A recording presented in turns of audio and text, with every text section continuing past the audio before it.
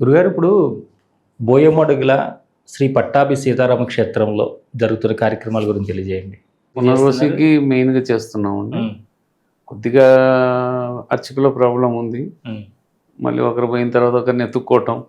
Main ఏమైందంటే interior అండి, transportation ఎవరు ఇష్టపడరు. గవర్నమెంట్ కూడా ఏమన్నా వాళ్ళు సానుకూలంగా స్పందిస్తే అక్కడ ఆయన ఎమ్మెల్యే ఉగ్ర నరసింహారెడ్డి గారు అని ఉన్నారు, ఆయన్ని కలుద్దామని చూస్తున్నాం. ఆయన ఏమన్నా సానుకూలంగా స్పందించి ఒక బస్సు ఏదన్నా అట్లీస్ట్ ఏర్పాటు చేస్తే సిఎస్పురం నుంచి లేదా డీజీపేట నుంచి కానీ ఒక మార్నింగ్ ఒక 2 ట్రిప్పులు, ఈవినింగ్ ఒక 2 ట్రిప్పులు జనాలు రావడానికి సౌకర్యవంతంగా ఉంటుంది. అప్పుడు గుడి డెవలప్ అవుతుంది ఇంకా బాగా. సో ఇట్లా గుడి స్టెప్ బై స్టెప్ ఇది అవుతుందండి. ఇప్పుడు హనుమాన్ జయంతికి అయితే బాగా చేస్తున్నాం. హనుమాన్ జయంతికి అంటే ప్రజెంట్ రాముల వారి గుడి దగ్గరే చేస్తున్నాం అండి. అంటే ఆ టెంపుల్ టోటల్గా ఆ విగ్రహం మొత్తం క్లోజ్ చేసినాం, ప్యాక్ చేసినాం. మళ్ళీ రేపు శ్రావణ పౌర్ణమికి చెయ్యాలని, సో అదంతా రెడీ చేయాలని. ఇవన్నీ ఇంకా ఆయన నిర్ణయాలు, ఎప్పుడు ఎట్లా చేయించుకోవాలి ఏంటని. గోశాల ఒకటి స్టార్ట్ చేసాం సార్, ఇప్పుడే జస్ట్ అంతా చేస్తున్నాం, రెడీ చేస్తున్నాం. అది ఒకటి.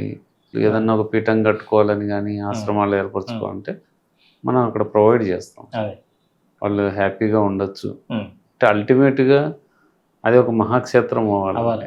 అది అంతే కదండి. స్వామివారు భవిష్యత్ ఈ దేహం అనేది ఇచ్చి ఆత్మకి ఆయన సేవలకి ఇక్కడికి పంపించాడని నేను అనుకోవటం కాదు, అది ఉన్నమాట. సో ఇప్పుడు ఎవరన్నా చెప్పారు అంటే ఒక విధంగా చెప్పాలంటే చూడండి, మనకి అరుణాచలం ఉంది. అరుణాచలం అంతకుముందు మనకి ఎవరికి తెలిసేది కాదు. చాగంటి కోటేశ్వరరావు గారు చెప్పారు, ఆటోమేటిక్గా అందరూ అరుణాచలం అరుణాచలం అరుణాచలం గిరి ప్రదక్షిణ. అట్లా నేను అది కూడా ఆలోచిస్తున్నాను. అంటే ఆయన నేను ఇంతవరకు కలవలేదు, నేను కలిసే ఆ భాగ్యం కూడా నాకు కలగలేదు. ఏమన్నా చూడాలి, నాకంటే సర్కిల్ చాలా తక్కువ అండి. మీకు తెలుసుగా, ఇక్కడ విజయవాడలో ఉంటాను, ఏదో నా పని ఏదో నేను చేసుకుంటూ ఉంటాను. ఇట్లా ఆయన కలవాలని ఒక ఇది కలిసి ఇట్లా మా గుడి దగ్గరికి రండి, ఇట్లా 150 సంవత్సరాల గుడి, ఆయన అట్లా ఒక్కసారి గుడి గురించి చెప్తే, అంటే చరిత్ర ఉన్నది కాబట్టి, చరిత్ర ఉన్నది, ఒక అవధూత అక్కడ ఆల్రెడీ ఉన్నాడు, దానికి ప్రూఫ్స్ ఉన్నాయి. అటువంటి వాళ్ళు వచ్చి చెప్తే ఆటోమేటిక్గా ఇప్పుడు మీరు మరి ఫ్లరిష్. అదే గురుగారు, ఇప్పుడు బోయమడుగుల్లో ఇంత గొప్ప క్షేత్రం రావడానికి కారణమైనటువంటి పిచ్చిరెడ్డి అవధూత గారి యొక్క సమాధి నిర్మాణం ఎంతవరకు వచ్చింది? అది కూడా చేస్తున్నాను, రెడీగా ఉన్నాం. ఈ లోపల మా మదర్ దీది రావడంతో కొద్దిగా నేను ఆగాల్సి వచ్చింది. దొరికిందండి ఆ ప్లేస్? అంత దొరికింది.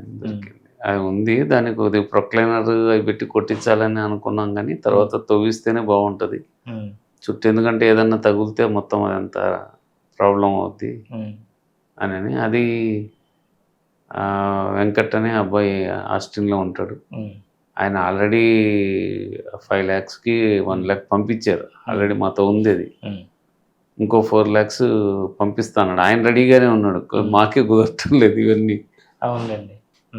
సో ఇప్పటి నుంచి ఏంటంటే ఒకసారి మా పాప కూడా కెనడాకి వెళ్ళిపోతే, బాబు థాయిలాండ్లో ఉన్నాడు, వాళ్ళిద్దరు వెళ్ళిపోతే నేను మా మిసెస్ అట్లీస్ట్ ఎవ్రీ మంత్ ఒక 6 days బోయమడుగుల్లో, అంటే 3 weeks 3 days ఒకసారి 3 days ఒకసారి అట్లా వెళ్ళి కొద్దిగా కాన్సన్ట్రేట్ చేసి ఇవన్నీ కొద్దిగా బాగా డెవలప్ చేసి చెయ్యాలని నేను అనుకుంటున్నా. మా నాన్న ఏం డిసైడ్ చేస్తాడో, మా అమ్మలు ఏం డిసైడ్ చేస్తారో. అవును గురుగారు, ఇప్పుడు అనంతాలవన్ తోటలో మీరు పసుపు మొక్కలు వేసి అమ్మవారికి పంపిస్తుంటారు కదా, అంటే ఈ పని చేయమని మీకు స్వామివారు ఆదేశించారా, లేదు ఇలా చేస్తే బాగుంటుందని మీ అంతా మీరే అనుకున్నారా? ఆయన చెప్తారండి, మన ఓన్ పెత్తనం ఆయన సహించాడండి. ఫస్ట్ పాయింట్, ఆయన మనల్ని ఏ సేవకు ఉపయోగించుకోవాలనుకుంటాడో అదే మన మైండ్లో కల్పిస్తాడు. అది ఎవరికైనా, నాకని కాదు, ఎవరికైనా. అన్లెస్ అంటే ఆయన ఆ ఐడియా, ఆ పని అనేది మనకు మైండ్లో సీడ్ చేయకపోతే, ఆ విత్తనం నాటకపోతే, ఆ పని అనే విత్తనము మనం ఓన్గా అది మొలకెత్తి దాన్ని మళ్ళీ కాయలు కాసి పండ్లు అయ్యి అవన్నీ ఆయన దగ్గరికి చేరే సిచ్యువేషన్ ఉండదండి, మన ఓన్గా డెసిషన్ తీసుకుంటే. అనేది స్వామివారు ప్రతిదీ ఆయన ఆయన చెప్పిన సలహా ప్రకారం నేను చేయాల్సింది. ఆయనే చెప్తాడు. దాని ప్రకారం నేను చేయటం తప్ప నా ఓన్గా నేను చేయటాలు, నా ఓన్గా నేను రాయటాలు ఇవన్నీ ఉండవు. అంటే ఈ మధ్య కాలంలో మీరు స్వామివారిని ఏమని కోరుకున్నారు? నేను అసలు స్వామివారిని ఎప్పుడు ఏ కోరిక కోరున్నాను. మా నాన్నగారిని నేను కోరితే ఆయన ఇవ్వడు. నాకు ఇది సెల్ఫ్ ఎక్స్పీరియన్స్. అవునండి. నేను ఇది కావాలి అంటే అది తప్ప మిగతా అన్నీ చేస్తాడు. బట్ ఆయన తర్వాత రియలైజ్ చేస్తాడు. నేను రియలైజ్ అవుతా. మా నాన్న ఇది ఇవ్వలేదు అంటే దీనికి కాదు. తండ్రి మనల్ని సన్మార్గంలో నడిపించడానికి చూస్తాడు. అంటే మనకు కొద్దిగా ఇబ్బందిగా ఉంటుంది అది. నేను అడిగింది ఇవ్వలేదు, సరిగా ఐస్ క్రీమ్ తినకూడదు, జలుబు చేస్తుంది, మనం ఏం చేస్తాం, అదే తినాలంటాం. కానీ యాజ్ ఏ ఫాదర్గా అది మనకు అంటే చిన్నప్పుడు మనకు తెలియదు మా నాన్నగారు ఎందుకు కొని ఇవ్వలేదని కోపం తప్ప. పెద్ద అయిన తర్వాత నా పిల్లలు అడిగేటప్పుడు నాకు తెలుస్తుంది అది. అప్పుడు మనం అట్లానే ఇది కాదు ఇది కాదని చెప్పిన వాళ్ళు వినరు. కానీ వాళ్ళని సరైన మార్గంలో పెట్టడానికి మనం చెప్తుంటాం. అట్లా మా నాన్నగారు కూడా సరే పిల్లల్ని సరైన మార్గంలో పెట్టడానికి ఆయన ప్రయత్నాలు ఆయన చేస్తూ ఉంటాడు. అది తెలుసుకున్నవాడు ధన్యుడు, తెలుసుకోలేనివాడు నాకు ఆయన ఇవ్వలేదు, అది ఇవ్వలేదు, ఇది ఇవ్వలేదు అని బాధపడుతూ చేస్తూ ఉంటారు. బోయమడుగుల్లో రీసెంట్గా ఒక ఇన్సిడెంట్ జరిగింది. ముత్తుమల నాగార్జున రెడ్డి అని అబ్బాయి హోమియో డాక్టర్, బిహెచ్ఎంఎస్ చేశాడు. 2 years నుంచి కష్టపడుతున్నాడు. గ్రేడ్ 1 ఆఫీసర్ పోస్ట్ కొట్టాలి. అతను బోయమడుగులకి డిసెంబర్లో వచ్చాడండి, పునర్వసు నక్షత్రం. దానికి ముందు తిరుపతి వెళ్ళాడండి. 3 times వెళ్ళి దర్శనం అవ్వలేదండి అతనికి. 3 times వెళ్ళి దర్శనం అవ్వాల.